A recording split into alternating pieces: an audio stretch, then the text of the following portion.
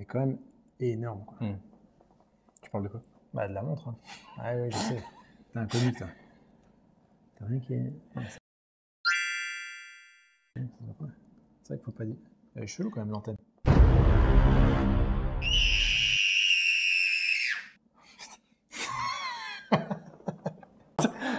Ah putain! Salut tout le monde, c'est Julien. Bienvenue sur 10 ATM. Arnaud, Salut! la pression est redescendue. Ouais, t'as pas aimé ma blague? Ah, Non. Bon, on vous expliquera pourquoi, vous allez voir ça pendant la vidéo. Mais aujourd'hui, on a une montre, c'est une dinguerie cette montre. Moi, je la trouve. Elle est démesurée dans tous les sens du terme entre ce qu'elle propose, la taille. Enfin, c'est. à porter, franchement, incroyable. c'est chaud. Hein. Mais enfin, on peut pas passer à côté, quoi. Bon, montre d'explorateur, vous l'avez vu, Breitling Emergency. Exact. Et on l'a tout simplement parce qu'on a eu la visite de Bertrand Piccard il n'y a pas longtemps. Tout Si à vous fait. ne connaissez pas, allez voir sur Internet, vous tapez Bertrand Piccard, vous allez voir ce que le mec a fait, c'est aussi incroyable. Et du coup, c'est la montre qu'il utilise pendant ses diverses expéditions. Donc là, on en a une en boutique, on l'a fait venir exprès pour l'occasion. Tout à fait. Et on l'a gardée pour vous faire une petite présentation. Exact. Alors, bon, pour ceux qui connaissent pas trop cette montre, effectivement, c'est une montre plutôt pour les aventuriers. À savoir qu'un particulier peut la porter aussi, c'est pas un souci. Hein. Mais cette montre, la particularité qu'elle va avoir, c'est que c'est sur cette couronne-là, on a en fait deux antennes qui vont être cachées dans la montre, qui se déplient. Et alors, à utiliser, on va y revenir en cas d'extrême urgence.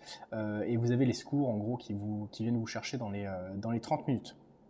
Comment ça marche ça d'ailleurs? Parce que c'est une question, tu vois, tu as les secours qui viennent, mais c'est contractuel, c'est quoi? Ouais, en fait, quand tu achètes cette montre, demain, voilà, il y a un client qui vient acheter cette montre. Dans le coffret, qui est un coffret énorme, malheureusement, on l'a pas avec nous, mais c'est un coffret qui est plus grand que la table.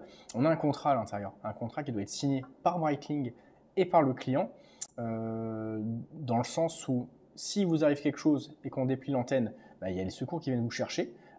C'est pris dans le cadre entre guillemets de, il y a rien à débourser. Voilà, les secours viennent vous chercher. Par contre, et c'est bien stipulé dans le contrat, si on ouvre la couronne et qu'on utilise les antennes sans motif valable entre guillemets, ou alors qu'il n'y a pas d'extrême urgence, et ben malheureusement il y a une amende. Alors aux dernières nouvelles, je crois que l'amende est aux alentours de 15 000 €. À savoir que c'est l'amende par personne. Je vous dis une bêtise, c'est dans un hôtel, il y a quelqu'un qui ouvre les... Enfin, pourquoi je parle d'hôtel?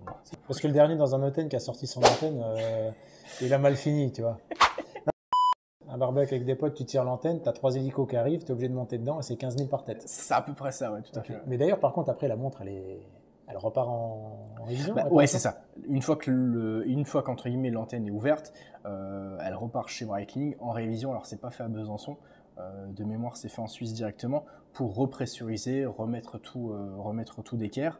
Donc voilà, c'est ce qui fait aussi que la montre est assez épaisse, assez volumineuse. C'est qu'on a vraiment tout ce dispositif et tout ce système de montre outil, de montre objet. On n'est pas simplement sur la montre qui va vous donner l'heure. Là, pour le coup, c'est vraiment la montre outil. De toute façon, c'est simple. Moi, si tu veux, quand on l'a vu, je me dis à un moment donné, c'est le prix de la vie. Ça coûte combien ça? On est aux alentours de 17 000 €. Ok, donc tu as 17 000 €, tu pars faire une expédition de malade, tu sais qu'il t'arrive quoi que ce soit, tu te dis, bon, est-ce que je suis prêt à débourser 17 000 € pour rester en vie si je suis en cas de mort imminente? C'est ça. Je crois que Breitling avait d'ailleurs sorti des chiffres, je ne sais plus si c'est sur l'année 2020 ou 2021, où ils avaient justement réussi à sauver, je crois que c'est 3 ou 4 vies grâce à cette montre, à savoir qu'on vous trouve à peu près partout dans le monde. On vient vous chercher en hélico, en avion, enfin c'est... on vient de chercher quoi. On vient de chercher. C'est un Uber à 17 000. C'est un Uber à 17 000. Sur la partie technique quand même, ça représente quoi? Parce que c'est une montre forcément, tu es sur du quartz. Exactement. C'est ce qu'on appelle un super quartz. C'est une batterie qui ne peut être changée que chez Breitling. À savoir que c'est dans le contrat. Si vous voulez que la montre soit prise dans le contrat et que contractuellement ça fonctionne, à chaque changement de pile, l'horloger met une petite plaquette avec la date à laquelle il faudra changer la batterie pour que ça puisse rentrer dans le cadre de la, je vais pas dire de la garantie, mais du contrat. Ouais, tu as une obligation de maintenance. Exactement. Okay. Donc là, pour celle-ci, pour le coup, la batterie doit être changée en mai 2024.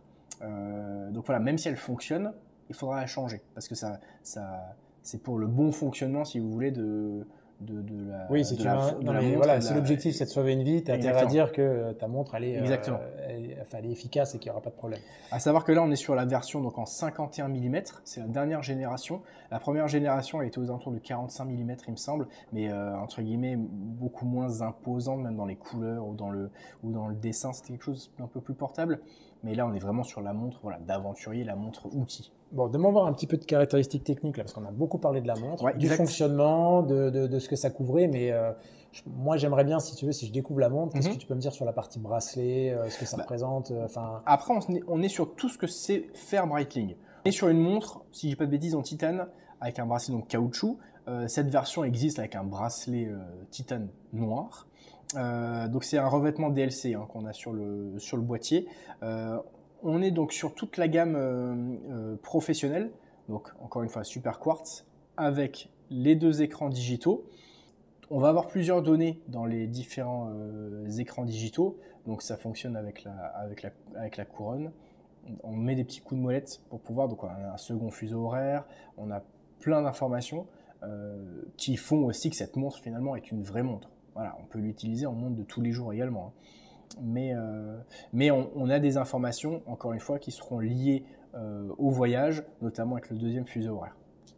Moi, ce que j'aime bien, c'est le bracelet. Ça a l'air d'être un bracelet un peu particulier, notamment au système au niveau des fermetures. C'est pas un bracelet que tu vois régulièrement sur les Breitling. C'est un bracelet, bien sûr, qui est plus épais. Il faut que ça corresponde à la montre également, hein, avec un fermoir déployant qui lui va plutôt bien, qui lui rajoute un côté un peu plus sportif et un peu égayé aussi. Parce que c'est vrai que sur ce genre de grosse montre, c'est compliqué de pouvoir la porter facilement.